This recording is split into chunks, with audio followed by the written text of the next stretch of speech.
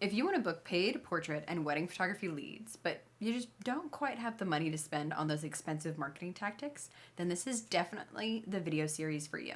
Welcome back to our free marketing tactics for photographers video series. Now, in today's video, we're talking all about how networking with other photographers can make a big difference in an early photography business. But before we jump into that, we want to introduce ourselves. I'm Hunter. And I'm Sarah. And we're Hunter and Sarah Photography, a professional husband and wife wedding photography team. We're also educators, and our goal is to help photographers to build strong foundations in both their businesses and their personal lives so that they can run profitable and sustainable photography businesses. So last week, we continued this free marketing tactics series for photographers by talking all about how Facebook pages and Instagram accounts can really jumpstart your social media presence and start getting your name out there. This week, we are going to jump into how other photographers in your area can actually be a great source of new leads, as well as a helpful community for you as you start your business. So right at the start of this video, Sarah and I want to make a statement that is going to require a bit of a paradigm shift for a lot of photographers out there, especially newer photographers. And here it is.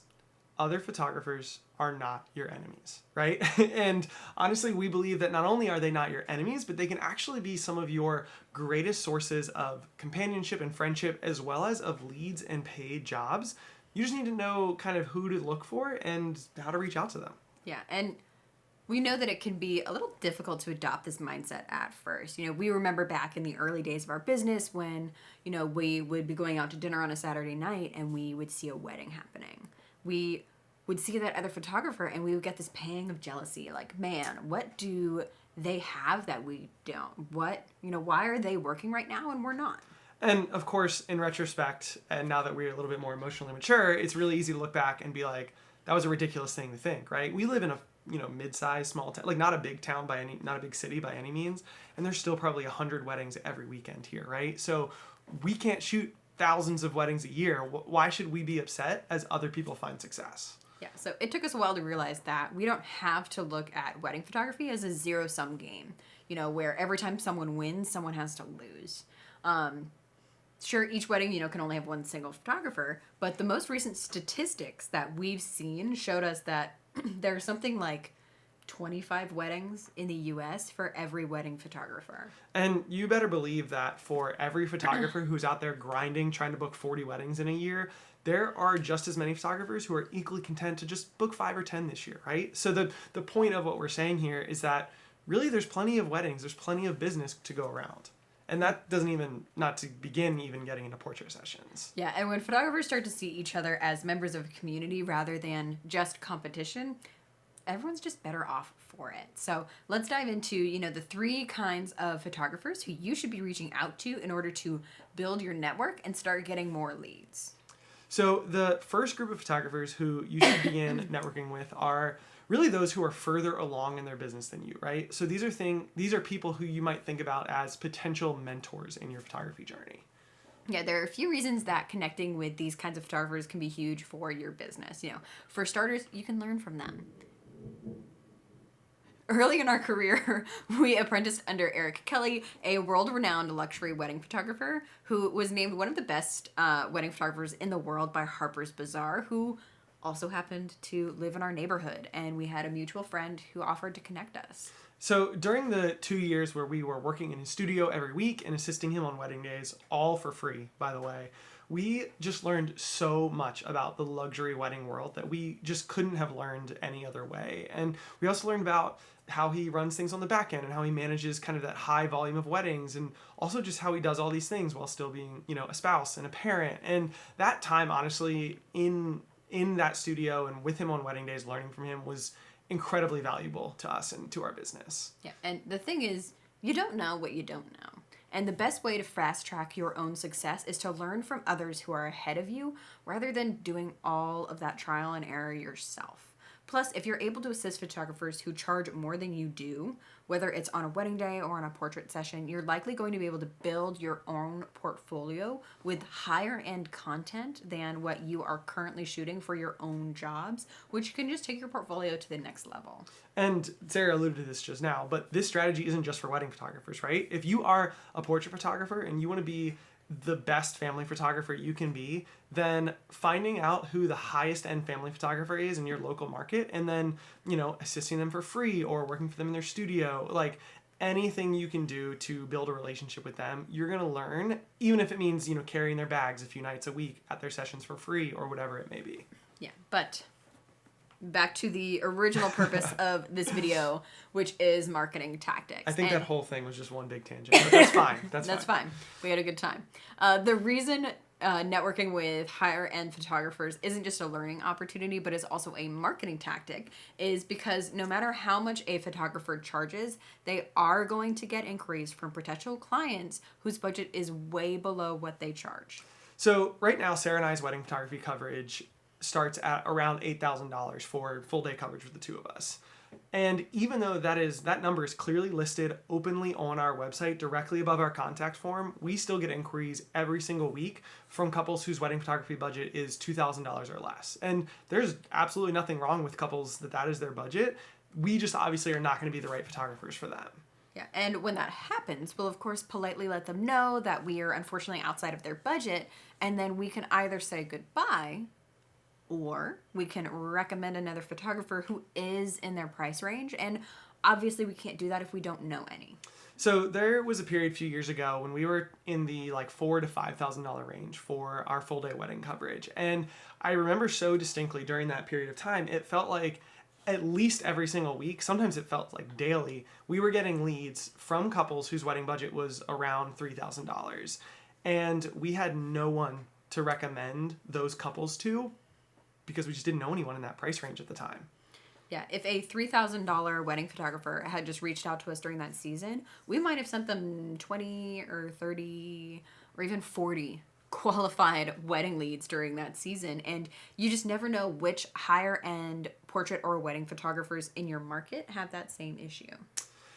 So that is why all of those reasons are why networking with photographers who are ahead of you can be really helpful. And networking with photographers who are at your level, these people you would think of as your photography peers, is also really helpful for your business, but just for a series of completely different reasons. Yeah, so here's something to keep in mind when it comes to wedding days. Each photographer can only photograph one wedding each day. We can only be in one place at a time. So once Hunter and I are booked for a date, every single lead that we get for that same day is another unique and wonderful engaged couple that we've worked really hard to attract and bring into our inbox, but who we cannot serve on their wedding day. So again, we will very politely let them know that we're unfortunately booked for their wedding day.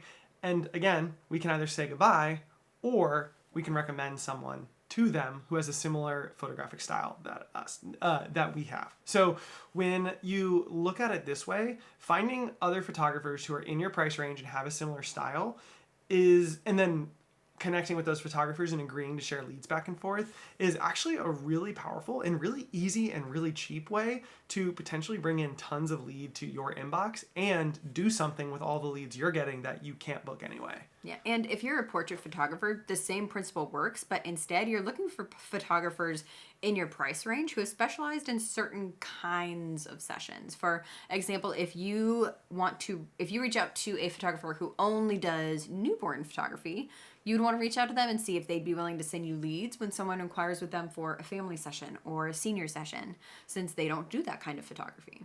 Or maybe you reach out to a wedding photographer who doesn't shoot any sort of portraits and ask them, the same principle applies, right? So another reason why you might reach out to peer photographers is because they make a great network for second shooters, or maybe even like a potential last minute replacement should some emergency come up, or should you suddenly get sick or otherwise unable to make it to a wedding day. Yeah, and finding photographers at your level is also a way to become more active in your local network, make new friends, and build your community. But a little more on that at the end of this video.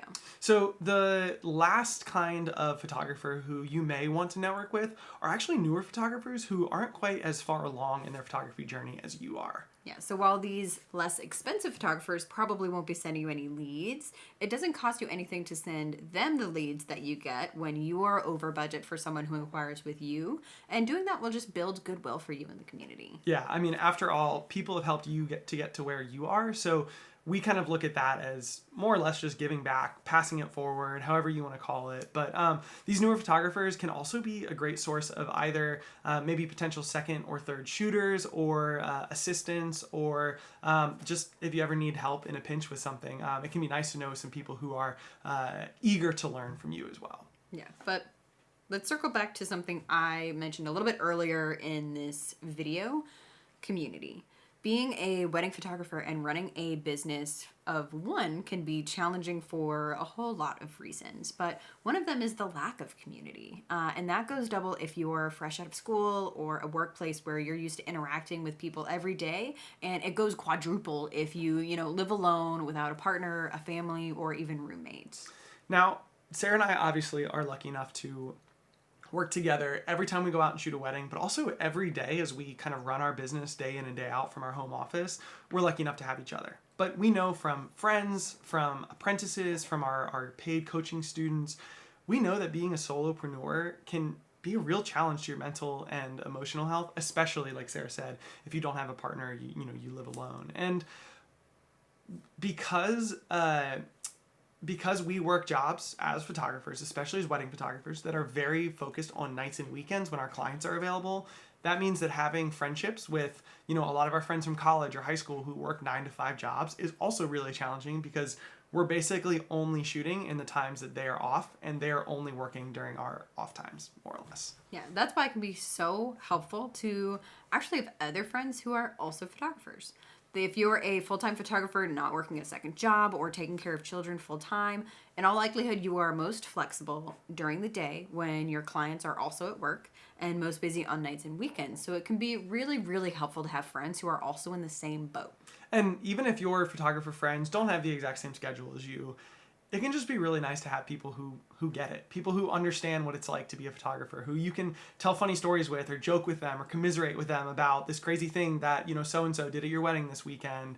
It can just be really good to have people who you feel like understand you and get you. Yeah, and while you can obviously establish a great community with photographers of any kind and at any level, we found that the deepest friendships come at that peer level photographers, since neither party is worried about impressing each other in the same way that you might if that other photographer could change your career by helping you or giving you a wedding lead. Just that equality of the power dynamic makes friendship more natural. So hopefully at this point you understand, why networking with other photographers is important, and now it's just time to do it. So all that's really left to do is just do some research, build a list of local photographers with a similar style who you might reach out to, find out what their price range is, and begin making those connections. Yeah, we recommend using social media as well as referral services like The Nod, just to get an idea of who's in your local market. But this will take some research, and making a long list that you later kind of narrow down will definitely help. And you may end up reaching out to anywhere from 10 to even 25 or more photographers before you find the right ones who you connect with on a personal level and whose business is in the right place, where you two can help each other out. And of course, if your local community has an in-person, wedding industry networking group, join it immediately. Yeah. And these other photographers don't have to be like the exact same style as you. But peer photographers should at least be like somewhat similar, since you guys are going to be sharing leads back and forth. And of course, when it comes to potential mentor photographers, style becomes a little bit less important. But what's most important with that is that if you are going to invest in that relationship, in all likelihood, you're going to be doing some work for free, right? That's, or you're going to be paying them, one or the other. Mentorship isn't free.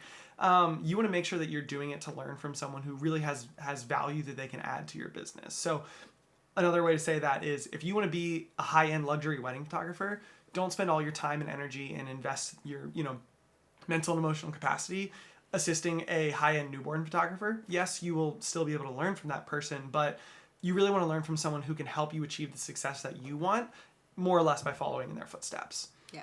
And if we could give, one piece of advice on this front, it's this: don't be afraid to ask.